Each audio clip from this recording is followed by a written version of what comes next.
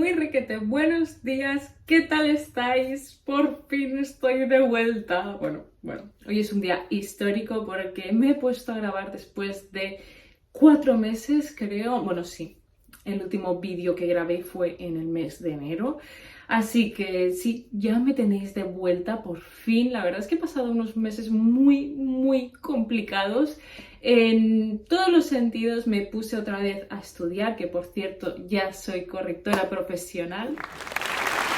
Por fin, obviamente voy a aprovechar para publicitarme. Por favor, si me estáis viendo y sois autores autopublicados o bien trabajáis en una editorial, sois editores o editoras o lo que sea y precisáis de una correctora ortotipográfica, gramatical y de primeras pruebas, de verdad que podéis contar conmigo. No dudéis en hablarme por aquí o por mi Instagram, que os voy a dejar por aquí también. Y bueno, la cuestión es que como hace tantos meses que no puedo grabar, he decidido hacer una especie de wrap-up de todos los libros que he leído durante este tiempo. De momento, esta primera parte será únicamente de los libros que leí durante el mes de enero. En realidad son bastantes libros porque en enero leí muchísimo. Así que, bueno, bienvenidos y bienvenidas una vez más a mi canal. Vamos allá con las lecturas que tuve en el mes de enero. La primera de ellas fue de uno de los mayores dramaturgos de la literatura francesa. Os estoy hablando del gran y famoso Molière, cuyas obras estudié muchísimo en el instituto. Es más, cuando era jovencita, a la edad de 12 o 13 años, interpreté el papel principal de Le Malade Imaginaire, en castellano el enfermo imaginario, supongo que se traduce. Y la verdad es que fue una experiencia brutal. También quería tener esa visión de adulta, ¿no? De las obras también que no conozco, y por eso empecé leyendo Don Juan de Molière. Esta obra de teatro es una tragicomedia que está basada en el personaje de El burlador de Sevilla, del autor Tirso de Molina. La obra se divide en 5 actos y fue estrenada por primera vez en un teatro en 1665. Os pongo un poquito en contexto, y es que Don Juan es un noble, es un señor que disfruta seduciendo a las mujeres. Tiene muchísima labia y su juego es enamorarse. Continuamente, mujer que conoce, no importa su clase, mujer de la que se enamora. Y en contrapunto tenemos a otro personaje llamado Esgaranel, quien será su mano derecha, pero también quien intentará aconsejar en todo momento a nuestro protagonista para que haga las cosas bien, ¿no? Intenta como llevarlo por la buena senda del camino. En esta obra, sin duda, Molière está haciendo una crítica absoluta hacia el libertinaje, hacia el exceso de los hombres, y también nos muestra de esta manera las consecuencias. Al mismo tiempo también tenemos muchas reflexiones y diferentes posturas en torno a la religión y a la hipocresía. No sé, o sea, leer realmente a Molière es una experiencia muy grata. Al fin y al cabo es que Molière tiene un sentido del humor muy irónico, muy mordaz, y la verdad es que yo sin duda me lo he pasado genial, sobre todo con algunas escenas que son memorables. Es una lectura muy cortita, muy entretenida. Si os apetece leer algo de teatro, no dudéis en haceros con algún libro de este maravilloso dramaturgo francés, que realmente vale muchísimo la pena. Continuamos con la literatura francesa, y en este caso os quiero hablar de una de mis autoras clásicas favoritas de todos los tiempos, y es que con esta obra yo me volví loca. Os estoy hablando de La Petite Fadette de George Sand. Os voy a dejar por aquí. La edición es de Alba Editorial y está traducido como La Niña Duende, y fue publicado en 1849. Bueno, la cuestión es que yo, desde que leí este libro, lo he ido recomendando a todo el mundo. A todo el mundo, de verdad. Yo no entiendo cómo esta obra está publicada en castellano y tan poca gente la ha leído. George Sand es una autora maravillosa que hay que leer, y además me parece maravillosa básicamente porque sus obras son muy distintas entre sí, por lo menos las dos que yo he leído. Por un lado tenemos Indiana, una novela mucho más oscura, y La Petite Fadette, que ahora os voy a contar. Esta es una de las obras de la autora que forma parte del ciclo de novelas campestres que sacó, en la que Sal nos relatará la relación entre dos gemelos y la protagonista de este libro, que se llama Fadet, cuyo nombre viene derivado de la palabra fée en francés, que significa hada. Entonces sería algo así como una pequeña hada, Fadet. Nuestra protagonista en este caso es una niña muy especial, muy singular. Hay muchas habladurías en el pueblo, pues su abuela tiene fama de ser una bruja y ella obviamente también. Se le atribuyen muchos poderes malignos y por eso recibe burlas, amenazas por los habitantes. Es como que todo el mundo en realidad la teme y por eso la rechaza de esta manera.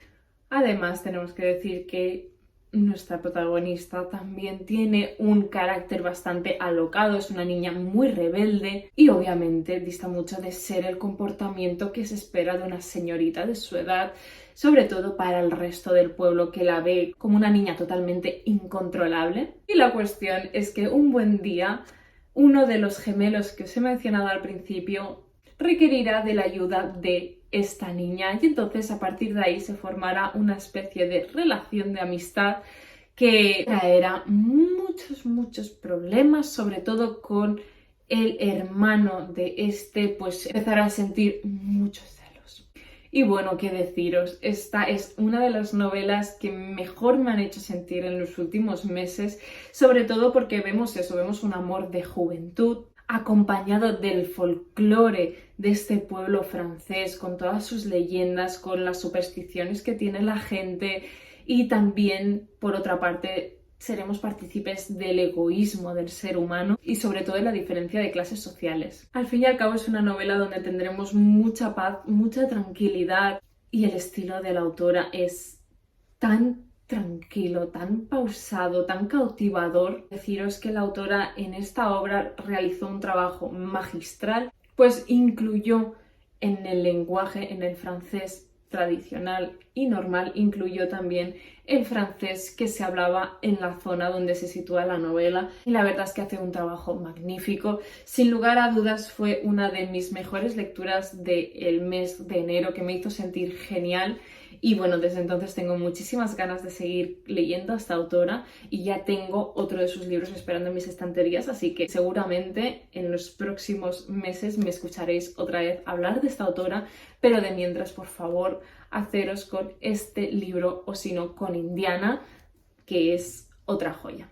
Bueno, por lo visto en el mes de enero estaba yo muy francesa, muy francesa, porque el que viene a continuación no solo es uno de los mayores clásicos de la literatura francesa, sino que se ha convertido también en uno de mis libros favoritos y ahora mismo, a día de hoy, se encuentra en el top número 1 de mis mejores lecturas del año. Así que doy la bienvenida a Les Misérables de Victor Hugo, que es una obra maestra de la literatura. Fue publicada en 1862 y causó un gran revuelo. Es realmente una de las obras más emblemáticas del siglo XIX a nivel internacional, pero no es tan leída como yo creo que merece serlo, quizá por su tamaño, que son al final, en esta edición que tengo completa en francés, tiene más de 1600 páginas y tardé ni más ni menos que 7 meses en leerlo. La cuestión es que yo con este libro pasé por muchas etapas, me enganché desde el principio, pero luego tenía una serie de altibajos, más que nada porque tiene fragmentos que son realmente densos. Pero ¿qué queréis que os diga? Una vez finalizada la obra, olvidas por completo todos esos pasajes en los que quizás has sufrido un poquito más, que te costaba avanzar, porque realmente lo bueno es tan bueno en la novela que es que lo demás da igual, no importa. Lo demás es como queda totalmente sin importancia porque la obra en sí es bellísima, es magnífica. Si aún no conocéis de qué trata este libro, os voy a resumir muy brevemente. Y tenemos a Jean Valjean, que es un ex convicto que fue condenado por robar un pan a 20 años de prisión. Y nada más salir de la cárcel se vuelve a ver en serios problemas y entonces conocerá a un obispo, un personaje que realmente le hace cambiar de parecer y crea en él la necesidad de transformarse, de volver a ser un hombre honesto. Pero el problema es que obviamente al ser un exconvicto y haber vuelto a cometer un delito, la policía le va detrás. A partir de entonces se desarrollará una historia muy extensa, llena de persecuciones, de huidas, en la que entrarán diferentes personajes tan especiales como Fantine, que cambiará el curso de toda la historia, y también Javert, el magnífico personaje que irá detrás de Jean Valjean y que para mí es increíble. En esta extensa obra obviamente se tratan muchísimos temas.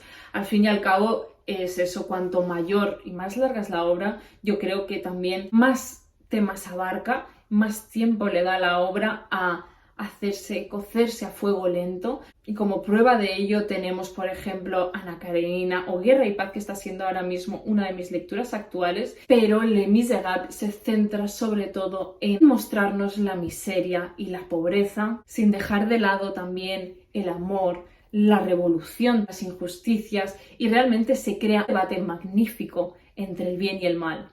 Hugo hace un repaso por mucha parte de la historia de Francia. Tenemos muchísimo contexto histórico, narraciones en las que nos explican batallas, muchas tragedias. Y es que al final, en esta novela, Hugo creó una leyenda, un poder narrativo sublime.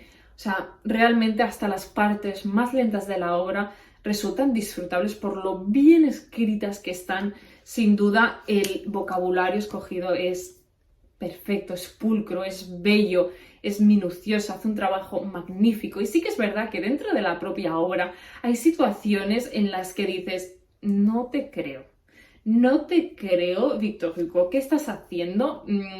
Que casualmente pones a este personaje aquí para que se encuentre con tal, esto es demasiada casualidad. Realmente sí que tiene escenas así, pero ¿qué queréis que os diga? Para mí es una de las obras más importantes de la literatura, una de aquellas que hay que leer 100% sí o sí, y aunque se tarde un año, hay que leerlo, de verdad. Vale muchísimo la pena. Jean Valjean es un personaje mítico y que hay que conocer al fin y al cabo, así que bueno, leedlo. De la literatura francesa nos vamos a la literatura latinoamericana, más concretamente literatura colombiana, con Gabriel García Márquez y Crónica de una muerte anunciada. En este caso se trata de una relectura. Yo este libro lo leí en el instituto cuando tenía, no lo sé, 15 o 16 años posiblemente. Apenas recordaba de qué trataba el libro. Sí sabía lo que sucedía, pero no sabía cómo estaba narrado ni nada. Así que releí esta obra de uno de mis escritores favoritos, que fue publicada en 1981. Esta historia, narrada en primera persona, se sitúa en la costa del Caribe, en un pequeñito pueblo donde sucede un hecho.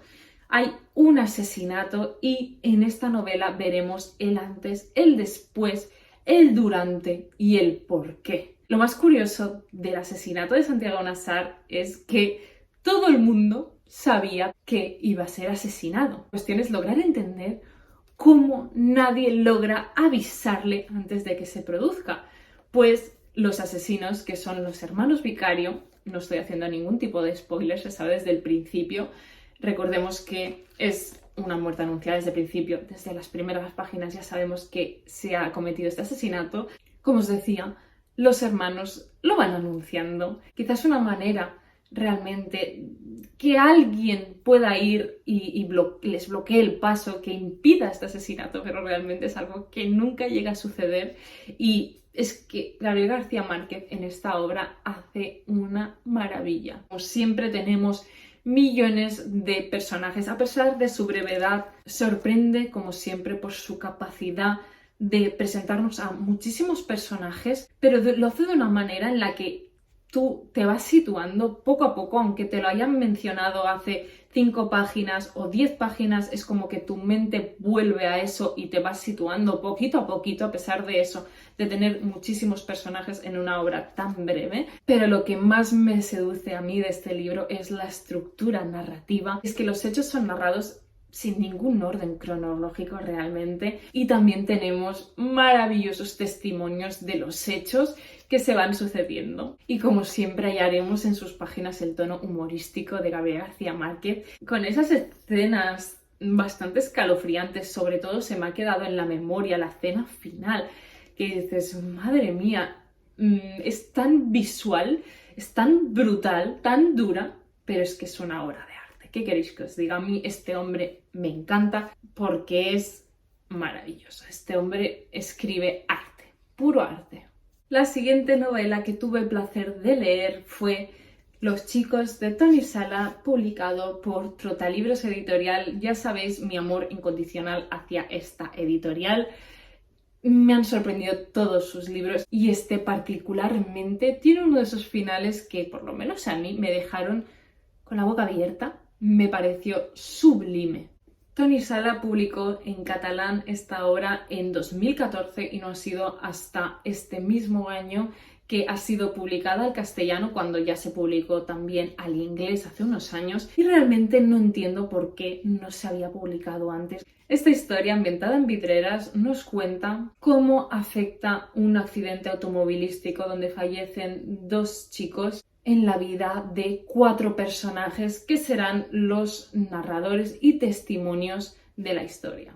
Es una de las novelas más curiosas porque vemos 4 voces, 4 estilos narrativos totalmente diferentes. Hay algunas partes que son realmente molestas y que dices, madre mía, no comparto en absoluto los pensamientos de esta persona, y otros que por lo contrario sientes muchísimo más cercanos, muchísimo más, con un tono más lírico, más bonito. Y el hecho de que esté narrado de esta manera es como recibir un mensaje directo y que te puede afectar y que te enfrenta a la oscuridad del ser humano de una manera única. Y al final creo que Toni Sala lo que está creando es un puzzle, nos da constantemente pequeñas piezas que al final encajan todas y crea una novela que a mí me dejó totalmente pasmada y que os recomiendo muchísimo, solo por la crudeza del relato, por los personajes que tenemos, por los temas que trata,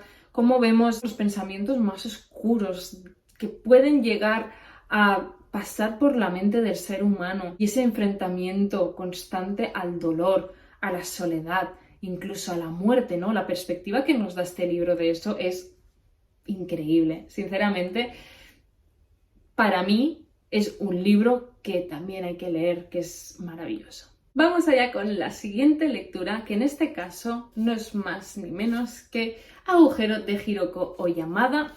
Si todavía no me conocéis y esta es la primera vez que me veis, veréis que leo muchísimos géneros, cosas muy diferentes, y es que soy una lectora muy inquieta. Yo tengo que probarlo absolutamente todo y me gustan muchas cosas, no me estanco en un solo género, en un solo tipo de novela, sino que me gusta leer de todo. Y una de las cosas que más me gustan es la literatura japonesa, y por eso leí este de aquí. Esta obra fue publicada en 2013. Esta obra nació, tal y como dice la autora, de un sueño que tuvo mientras estaba embarazada, y soñó con una especie de mamífero gigante que cavaba un agujero, y en eso se basó para escribir esta novela, que es como de ficción psicológica, pero a la vez también tiene ciertos toques de terror. O sea, es una lectura que yo recomendaría para el otoño. Y no os lo he dicho, pero consta de 3 relatos. El primero de ellos es el más extenso, titulado Agujero, en el que conoceremos a Asa, que junto a su marido se muda a la casa de al lado de su suegra porque a este le ofrecen un nuevo puesto cerca de la zona donde vive, así que la suegra les dice, oye, veniros a vivir aquí a mi ladito. Y por esta razón Asa pierde su trabajo y empieza una nueva vida como ama de casa. Por ello cae en una especie de monotonía, no le gusta su vida de desempleada, empieza a aburrirse, así que un buen día decide, bueno, pues voy a ir a dar una vuelta, a pasear, y se cruza con un animal muy extraño, una especie de un mamífero que no logra identificar del todo, de un tamaño bastante considerable, y comienza a perseguirlo. La cuestión es que al final cae en un agujero ahí plantado en medio de un tamaño muy grande, y ahí empieza otra novela. Es que estamos ante una obra con tintes de realismo mágico al más puro estilo de Haruki Murakami, y tiene una narrativa extraordinaria, muy simbólica, pero también muy reflexiva, pues tiene varias lecturas, y lo mejor de todo es cuando la autora mezcla lo bizarro con lo, digamos, normal. Es como una sensación muy extraña, porque te mete unas conversaciones muy enigmáticas entre personajes que no sabes muy bien si son reales, si no, si están vivos, si están muertos. No sé, todo se confunde en este libro, que tiene muchos detalles ocultos y que realmente se lee muy rápido, y a mí me dejó muy buenas sensaciones. Me parece muy raro hablaros de este libro ahora mismo, más que nada porque estamos en pleno mes de mayo, está haciendo ya un calor de pleno agosto, bueno, de julio realmente, y os voy a hablar de un libro navideño, porque sí, porque lo terminé de leer en enero, pero bueno. La cuestión es que me leí Cuentos de Navidad, esta maravillosa edición de Alba Editorial, que recoge un total de 38 cuentos navideños desde 1812 hasta 1990. Tenemos cuentos de Dickens, de Dostoyevsky, de Trollope, de Emilia Pardo Bazán, de Hoffman, de Joyce, de Bradbury, bueno, una infinidad de cuentos de los mejores autores de todos los tiempos. Y lo mejor de todo es que todos ellos son muy distintos. Podemos pasar de tener cuentos felices, tranquilos, típicos navideños, a tener otros como súper oscuros que no te esperas para nada y que, ostras, a mí me produjeron incluso miedo. Además, incluye aquellos cuentos míticos, ¿no? Como podría ser Canción de Navidad de Dickens, que es una joya, o también Una Navidad de Capote, que me parece uno de esos cuentos que mejor reflejan el ambiente navideño, pero sobre todo también me quedo con La Niña de los Fósforos, Ojo de Estrella, Un árbol de Navidad y una boda que me dejó perpleja, y La Estrella Blanca. Realmente es una recopilación magnífica, me sorprendió muchísimo. ¿Queréis leer algo navideño para las fechas, para diciembre? Sin duda os lo recomiendo porque recoge los cuentos más interesantes y más importantes dentro de toda la historia de la literatura, así que realmente es una joyita. El siguiente libro del que os quiero hablar es también una de mis mejores lecturas en lo que va de año, y es que yo tengo un amor incondicional hacia Yukio Mishima. Y en este caso me leí Confesiones de una máscara. Hace un par de años o así me leí El marino que perdió la gracia del mar. La verdad es que fue todo un gran descubrimiento para mí, y Confesiones de una máscara ha sido también una maravilla. Recordemos que Mishima lo escribió a la edad de 24 años y fue publicado en 1949. Lo más curioso de todo es que contiene muchos elementos autobiográficos, y fue el libro que lo convirtió en una celebridad. En esta historia, narrada en primera persona, conocemos a Ko-chan, que es un niño enfermizo que ha sido criado y sobreprotegido en exceso por su abuela, y su principal sentimiento durante toda la vida es la de no pertenecer a ningún lugar. Se siente constantemente diferente a los demás, y eso hace que desde su tierna infancia luche por encajar en los estándares sociales y al final acabe creando un escudo durante su madurez, una máscara que él se pone para afrontar el mundo real. Y en el transcurso de este libro veremos un despertar sexual, cómo el propio protagonista descubre su orientación y cómo huye de su propia homosexualidad, que al fin y al cabo no está bien vista, sobre todo por él mismo. Le conducirá a empezar una relación con una mujer, y veremos cómo él se va autoconvenciendo realmente de que está enamorado de ella. En la obra realmente se desarrolla una crisis de identidad. Vemos un alma totalmente devastada, incluso nos muestra sus fetiches más íntimos. Tiene ciertas partes que son bastante extrañas, tiene muchas idas de olla realmente, pero en conjunto es una obra magnífica. A mí me pareció brutal, me gustó muchísimo y también os la recomiendo enormemente, sobre todo si os apetece leer algo de literatura japonesa, conocer un poquito mejor ese pensamiento tan diferente que tienen, y de verdad que, bueno, aparte es un autor que a mí me causa muchísima curiosidad por su personaje, por todo lo que hizo, por su muerte, etcétera, etcétera. Así que, bueno, yo sin duda os lo recomiendo. Es el segundo Mishima que leo, pero obviamente no va a ser el último porque adoro a este escritor. Vamos allá con la siguiente lectura que tuve, que en este caso es uno de esos clasicazos irlandeses. Y os estoy hablando de Dublineses de James Joyce. Este para mí fue todo un reto literario.